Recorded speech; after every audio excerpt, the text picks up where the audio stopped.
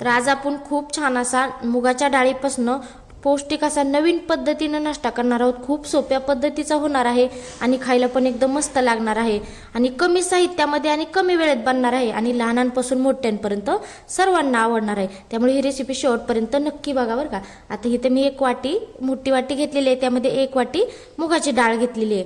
तर ही मुगाची डाळ काय करायची, या वाटीमध्ये वतायची आणि हे मुगाच्या डाळीला काय करायचं, आपण स्वच्छ असं धुवून घेणार आहोत। तर आता इथं आपण भिजत घातलेली नाही किंवा काहीच नाही घातलेली, असंच आपण थोडंसं स्वच्छ धुवूनच ह्याला आपण घेऊन यायचे। आता ते स्वच्छ मी धुवून घेणार आहे मुगाच्या डाळीला। तर आता इथे बघू शकता मी 2-3 पाण्याने काय केलं, स्वच्छ अशी डाळ धुवून घेतलेली आहे, कारण का धुवायची त्याच्यावर जी पावडर ती असते ना ती निघून जाते। तर इथं मी स्वच्छ अशी धुवून घेतलेली आहे।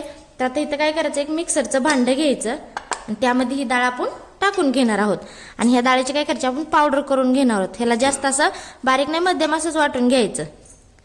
तर ह्याच्यामध्ये टाकल्यानंतर हे छान अशी वाटून घ्यायची आणि तुम्हाला जर माझा नाश्ता कसा वाटतो ना ते कमेंटमध्ये मला नक्की सांगत जावा। आवडला तरी सांगत जावा, नाही आवडला तरी पण सांगत जावा। तर आता हे काय करायचं, मिक्सरच्या ह्याच्यामधून बारीक अशी वाटून घ्यायची। तर इथे बघू शकता अशा पद्धतीने मी हे असं बारीक करून घेतलेली आहे डाळ। तर समजा थोडं थोडं करूनच मिक्सरमध्ये अशी डाळ थोडीच घ्यायची आणि बारीक करून घ्यायची, एकदम अशी जास्त घ्यायची नाही, म्हणजे व्यवस्थित अशी बारीक होते थोडी घेतल्यानंतर। तर आता इथं काय करायचं, एक मोठी वाटी घ्यायची, त्यामध्ये आपण ही डाळ टाकून घेणार आहोत पावडर केलेली। तर सर्व असं ह्याच्यामध्ये टाकून घ्यायचं आणि थोडी हाताच्या साहाय्याने अशी सुटसुटीत करायची, कारण का आपण मिक्सरमध्ये वाटलेले आहे ना, त्यामुळे व्यवस्थित अशी ही घट्ट अशी झालेली असते। तर तिथे त्याच्यामध्ये मी एक कांदा घेतला होता, मोठा कांदा घेतला होता, ते ह्याच्यामध्ये आपण टाकून घेणार आहोत। इथं 2 हिरव्या मिरच्या घेतल्या होत्या, ते पण ह्याच्यामध्ये टाकून घ्यायच्या। इथं अद्रकचा एक तुकडा घेतला आणि 2-3 लसणाच्या पाकळ्या घेतल्या, त्या खिसून घेतलेल्या आहेत, ते ह्याच्यामध्ये टाकायच्या। आणि एक बटाटा घेतला होता, त्याची साल काढली आणि त्याच्या बारीक अशा खापा करून घेतलेल्या आहेत, ती पण ह्याच्यामध्ये आपण टाकून घेणार आहोत। आणि इथं मी पालकाची भाजी घेतली होती, त्याला स्वच्छ असं धुवून घेतलेलं आहे आणि त्याची अशी पानं चिरून घेतलेली आहेत। तर हे बघा अशा पद्धतीने मी पानं चिरलेली आहेत, ते ह्याच्यामध्ये आपण टाकून घेणार आहोत। इथं मी अर्धा चमचा धनं घेतलं होतं, धनं काय करायचं, असं हातावर चोळायचं, असं हातावर चोळून ह्याच्यामध्ये आपण टाकून घेणार आहोत। इथं अर्धा चमचा जिरे घेतलेले आहेत, ते पण ह्याच्यामध्ये टाकून घ्यायचे। इथं मी अर्धा चमचा ओवा घेतलेला होता, तो काय करायचा, असा हातावर चोळायचा आणि व्यवस्थित ह्याच्यामध्ये टाकून घ्यायचा। इथं अर्धा चमचा हळद टाकून घ्यायची आणि अर्धा चमचा लाल मिरची पावडर टाकायची। तिखट तुमच्या सोयीनुसार टाकायचं, तुम्हाला जर आणखी याच्यामध्ये तिखट पाहिजे असलं ना तर याच्यामध्ये तिखट टाकू शकता आणि चवीनुसार मीठ टाकायचं। आणि मीठ टाकल्यानंतर हे सर्व असं मिश्रण मिक्स करून घ्यायचं हाताच्या साहाय्याने, हलक्या हाताने असं व्यवस्थित मिक्स करायचं, म्हणजे चांगला असा मसाला पण व्यवस्थित असा ह्याच्यामध्ये लागतो। तर मुगाच्या डाळीची नाश्ता ना खूपच छान होणार आहे बरं का, खायला पण एकदम मस्त लागणार आहे, लहान मुलांना पण खूपच आवडणार आहे। तर ते चांगलं असं मिक्स करून घ्यायचं। तर इथे बघू शकता मी छान असं हाताच्या साहाय्याने व्यवस्थित असं हे मिक्स करून घेतलेलं आहे, असं दाबून दाबून व्यवस्थित असं हे मिक्स केलेलं आहे, कारण का आपले जे मुगाची डाळ आहे ना त्याच्या थोड्याशा अशा गाठी असल्या ना तर व्यवस्थित अशा ह्या फुटून निघतात आणि आपण पालकाची भाजी टाकलेली आहे त्यामुळे पाणी पण सुटतं, म्हणून व्यवस्थित असं हे दाबून व्यवस्थित मिक्स करून घ्यायचं। तर आता ह्याच्यामध्ये आपण काय करणार आहोत, तांदळाचं पीठ घेतलेलं आहे इथं मी 1 वाटी, तर आता ते ह्याच्यामध्ये आपण टाकून घेणार आहोत। इथं तुमच्याकडे बेसन पीठ असलं ना तरी ते पण चालतं, आपण एकदम सगळं नाही तांदळाचं पीठ टाकून घ्यायचं, थोडं थोडं करूनच टाकायचं आणि टाकल्यानंतर असं व्यवस्थित असं मळून घ्यायचं। समजा जर तुम्हाला थोडंसं घट्ट वाटायला लागलं तर थोडासा पाण्याचा शितुडा द्यायचा। तर असं हाताने नाही करायचं, दाबून असं व्यवस्थित मळायचं, म्हणजे ते व्यवस्थित असं मिश्रण तयार होतं। तर आपल्याला याचा चांगलासा घट्ट गोळा करायचा आहे, पातळ नाही करायचा। समजा तुमच्याकडून जर घट्ट पातळ जर झालं तर ह्याच्यामध्ये थोडंसं तांदळाचं पीठ टाकायचं।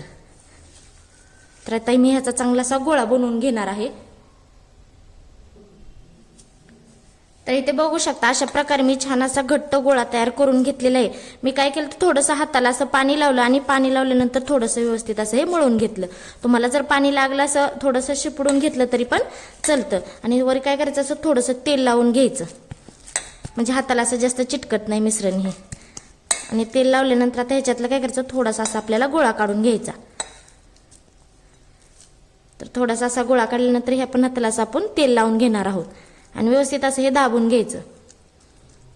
आणि दाबल्यानंतर हे असं गोल करायचं आणि गोल केल्यानंतर याला असा चपटा आकार द्यायचा. तुम्हाला जसा वाटेल तसा तुम्ही आकार देऊ शकता. तर इथं बघा मी अशा पद्धतीनं सर्व नाश्ता तयार करून घेणार आहे.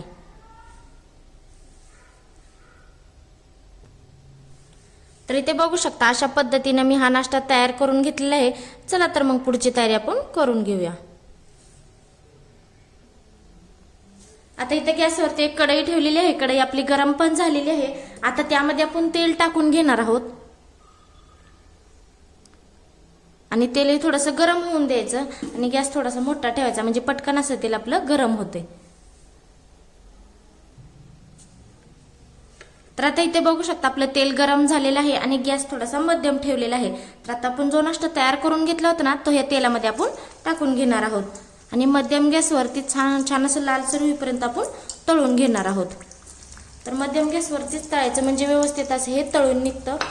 थोडं उलंतीच्या साईने असं तेल त्याच्यावरती सोडायचं व्यवस्थित असं, म्हणजे चांगलं आतपर्यंत ते तळून निघतो. तर इथे बघू शकता दोन्ही साईडनी छान असं लालसर होईपर्यंत आपण हे तळून घेतलेलं आहे. तर बघा आता हे तुम्हाला दिसतंयच किती लालसर असं तळलेलं आहे. तर असं हे छान असं लालसर तळलं ना म्हणजे व्यवस्थित असा नाश्ता पण होतो आणि कुरकुरीत पण लागतो. आणि तांदळाचं पीठ म्हटलं ना की कुरकुरीतच लागणार, कारण का तांदळाचं पीठ हे कडक असतं, म्हणून मस्त असं कडक पण छान असं तळून निघतं. तर इथं चांगलं असं लालसर होईपर्यंत आपण हे तळून घेतलेलं आहे.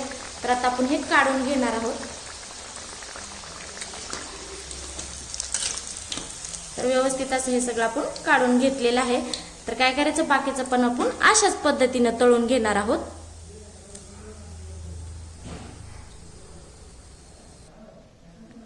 तर इथे बघू शकता मस्त आपला मुगाच्या डाळीपासून मस्त असा नाश्ता तयार झालेला आहे. खायला पण एकदम मस्त लागणार आहे आणि लहानांपासून मोठ्यांपर्यंत सर्वांना आवडणार आहे आणि कमी साहित्यामध्ये बनलेला हा नाश्ता आहे. खायला एकदम मस्त लागतो बरं का. तर मी तर तुम्हाला एक तळून दाखवते. बघा किती छान असा हा नाश्ता तयार झालेला आहे.